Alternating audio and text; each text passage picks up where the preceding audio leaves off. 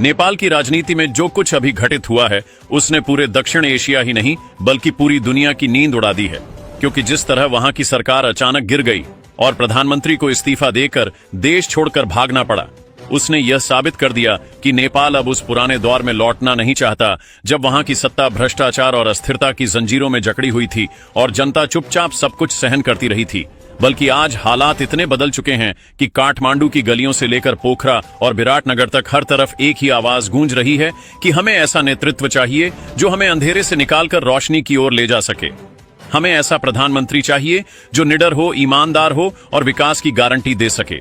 और यही वजह है कि नेपाल की जनता अब खुलेआम भारत की तरफ उम्मीद भरी नजरों से देख रही है और मोदी मोदी के नारे हर गली चौक और चौराहे पर सुनाई दे रहे हैं, क्योंकि लोगों का मानना है कि अगर कोई नेता है जो उन्हें स्थिरता दे सकता है और उनके सपनों को पूरा कर सकता है तो वह भारत के प्रधानमंत्री नरेंद्र मोदी हैं, जिनका व्यक्तित्व आज सिर्फ भारत ही नहीं बल्कि पूरी दुनिया में मजबूती और निर्णायक फैसलों की मिसाल बन चुका है। और यही कारण है कि हजारों लाखों लोग नेपाल के झंडे की जगह तिरंगा लहराते दिखाई दे रहे हैं। बच्चे, बुजुर्ग और महिलाएं सबकी जुबान पर सिर्फ यही बात है कि नेपाल का भविष्य भारत के साथ जुड़ने में ही सुरक्षित है। और यही वह क्षण है जिसने पूरी दुनिया की राजनीति को हिलाकर रख दिया है, क्योंकि अचानक यह सवाल उठने लगा है कि अगर नेपाल सचमुच भारत का हिस्सा बन जाता है तो दक्षिण एशिया की तस्वीर किस तरह बदल जाएगी और चीन, अमेरिका जैसे देशों की रणनीति पर इसका क्या असर पड़ेगा। नेपाल की जनता का यह गुस्सा और यह उम्मीद अचानक पैदा नहीं हुई, बल्कि लंबे समय से वहां की राजनीतिक अस्थिरता ने लोगों को निराश कर दिया था। एक सरकार बनती और कुछ ही महीनों में गिर जाती। कभी चीन का दबाव, कभी पश्चिमी देशों की शर्तें, कभी अंदरूनी खींचतान और कभी भ्रष्टाचार के घोटाले। जनता लगातार महंगाई, बेरोजगारी और कमजोर नेतृत्व से परेशान हो चुकी थी। और जब हाल ही में सरकार ने अचानक रातों रात सोशल मीडिया प्लेटफॉर्मों को बैन कर दिया तो यह आग और तेज भड़क गई। फेसबुक, ट्विटर, यूट्यूब और इंस्टाग्राम बंद कर दिए गए ताकि लोगों की आवाज को दबाया जा सके। लेकिन हुआ उल्टा। सरकार की इस सख्ती ने युवाओं को और ज्यादा भड़का दिया। कॉलेजों के छात्र सड़कों पर उतर आए, मंदिरों में पुजारी खुलेआम सरकार के खिलाफ प्रार्थना करने लगे, दुकानों पर मोदी की तस्वीरें बिकने लगीं और देखते ही देखते यह आंदोलन इतना बड़ा हो गया कि पुलिस की लाठियां और आंसू गैस के गोले भी इसे रोक नहीं सके। संसद ठप पड़ गई, विपक्ष खुलकर सरकार के खिलाफ खड़ा हो गया, मंत्रियों पर घोटालों के आरोप लगने लगे और आखिरकार प्रधानमंत्री को इस्तीफा देकर देश छोड़ना पड़ा। जनता का कहना है कि अब वे पुराने ढर्रे पर वापस नहीं जाएंगे। उन्होंने सरकार गिराई है, अब वे अपने भविष्य को भी खुद गढ़ेंगे और उनके लिए नया रास्ता भारत है। काठमांडू की गलियों में आज जिस तरह तिरंगा लहरा रहा है और मोदी मोदी के नारे गूंज रहे हैं, उसने चीन की पूरी रणनीति को ध्वस्त कर दिया है, क्योंकि बीजिंग लंबे समय से नेपाल को अपने बेल्ट एंड रोड प्रोजेक्ट का हिस्सा बनाने की कोशिश कर रहा था। अरबों डॉलर के निवेश और कर्ज के वादों के जरिए उसने नेपाल की सरकारों पर दबाव बनाया था। लेकिन जनता अब साफ कह रही है कि वह चीन की चाल में फंसने वाली नहीं है। उन्हें मालूम है कि चीन का कर्ज एक ऐसा जाल है जिसमें फंसकर कोई भी देश अपनी आजादी खो देता है। दूसरी तरफ अमेरिका भी बेचैन है, क्योंकि अगर नेपाल भारत में शामिल हो गया तो एशिया में भारत की ताकत इतनी बढ़ जाएगी कि अमेरिका की पकड़ ढीली पड़ जाएगी और उसका वैश्विक नेतृत्व चुनौती में आ जाएगा। यही वजह है कि वॉशिंगटन से लगातार बयान आ रहे हैं कि नेपाल को अपने फैसले खुद लेने चाहिए। लेकिन नेपाल की सड़कों पर उमड़ी भीड़ साफ बता रही है कि जनता अब किसी और के बहकावे में आने वाली नहीं है। उनकी आंखों में अब सिर्फ एक सपना है कि नेपाल भारत का हिस्सा बने और मोदी उनके प्रधानमंत्री बने। अगर आपको यह वीडियो पसंद आ रही हो तो वीडियो को लाइक करें और साथ ही साथ चैनल को सब्सक्राइब करें, क्योंकि ये आपके लिए केवल 1 सेकंड का काम है, लेकिन इससे हमारी काफी बड़ी मदद होती है। तो चलिए वीडियो में आगे बढ़ते हैं। यह स्थिति धीरे धीरे इतनी गंभीर हो गई है कि भारत ने भी अपनी चालें तेज कर दी हैं। खबरें आ रही हैं कि भारतीय जवान सीमा पर डटे हुए हैं और नेपाल के अंदरूनी हालात पर भारत की पैनी नजर है। कई जगहों पर भारत ने औद्योगिक प्रोजेक्ट की तैयारी भी शुरू कर दी है। सड़कें, पुल, बिजली और हवाई अड्डों जैसी योजनाएं अब सीधे भारत की निगरानी में बनाई जाएंगी।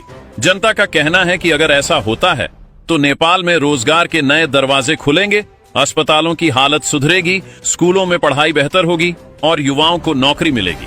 लेकिन दूसरी तरफ कुछ लोग डर भी जता रहे हैं कि कहीं नेपाल अपनी पहचान हमेशा के लिए ना खो दे। पर आम जनता का जवाब साफ है कि पहचान से ज्यादा जरूरी भविष्य है, और भविष्य उन्हें भारत के साथ जुड़कर ही सुरक्षित दिखाई दे रहा है। नेपाल का भारत में शामिल होना अगर सचमुच होता है तो यह उतनी ही ऐतिहासिक घटना होगी जितनी कभी सिक्किम का भारत में विलय था। बल्कि इस बार हालात और भी बड़े हैं। क्योंकि अब केवल राजनीतिक बदलाव नहीं बल्कि जनता की भावनाएं, उम्मीदें और भविष्य की सुरक्षा दांव पर लगी हुई है। विशेषज्ञों का कहना है कि अगर नेपाल भारत में आता है तो भारत की सीमाएं और मजबूत होंगी। हिमालय क्षेत्र पूरी तरह भारत के नियंत्रण में होगा। गंगा और उसके संसाधनों पर साझा सुरक्षा सुनिश्चित होगी। चीन और पाकिस्तान दोनों पर दबाव बढ़ जाएगा और भारत का मानचित्र इतना ताकतवर हो जाएगा कि पूरी दुनिया को उसे नई नजर से देखना पड़ेगा। यही कारण है कि काठमांडू की गलियों से उठी ये आवाज अब दिल्ली, वाशिंगटन और बीजिंग तक गूंज रही है। नेपाल की जनता अब साफ कह रही है कि वे किसी भी कीमत पर अपने भ्रष्ट नेताओं को वापस सत्ता में नहीं देखना चाहते। उन्हें भरोसा है कि भारत के नेतृत्व में ही उनका भविष्य सुरक्षित है। यही वजह है कि मंदिरों में पुजारी मोदी के लिए विशेष प्रार्थनाएं करा रहे हैं। सोशल मीडिया पर हर जगह नेपाल भारत में शामिल हो और मोदी हमारे प्रधानमंत्री हों, यह ट्रेंड चल रहा है। राजधानी से लेकर छोटे कस्बों तक हर जगह यही माहौल है। भीड़ के हाथों में तिरंगे हैं, पोस्टरों पर मोदी की तस्वीरें हैं और नारों में सिर्फ यही गूंज रहा है कि नेपाल का भविष्य भारत के साथ है। दूसरी तरफ चीन ने नेपाल की सीमा के पास अपनी सैन्य हलचल तेज कर दी है ताकि भारत को यह संदेश दिया जा सके कि वह चुपचाप यह सब नहीं देखेगा। लेकिन नेपाल के युवाओं ने साफ कर दिया है कि अब वे किसी और के दबाव में नहीं आएंगे। उन्होंने अपनी सरकार गिराई है, अब अगर बाहरी ताकतें दखल देंगी तो उनका भी विरोध होगा। आंदोलनकारियों का कहना है कि उन्होंने अपनी आवाज दबने नहीं दी, अब वे किसी विदेशी चाल को भी नाकाम कर देंगे। यही कारण है कि विशेषज्ञों का मानना है कि नेपाल की जनता का यह विद्रोह 21वीं सदी की सबसे बड़ी भू राजनीतिक घटना साबित हो सकता है, क्योंकि अगर यह आंदोलन भारत के साथ विलय तक पहुंचता है तो एशिया का शक्ति संतुलन पूरी तरह बदल जाएगा। हर दिन नेपाल से नई खबरें आ रही हैं। कभी यह जानकारी मिलती है कि अमेरिकी दूतावास नेताओं से गुप्त मुलाकात कर रहा है, कभी यह खबर आती है कि चीन सीमा पर सैनिक गतिविधियां बढ़ा रहा है। लेकिन इन सब के बीच जनता की आवाज सबसे बुलंद है और उनकी मांग सबसे साफ है। नेपाल अब भारत में शामिल होना चाहता है और यही उनकी सच्ची इच्छा है।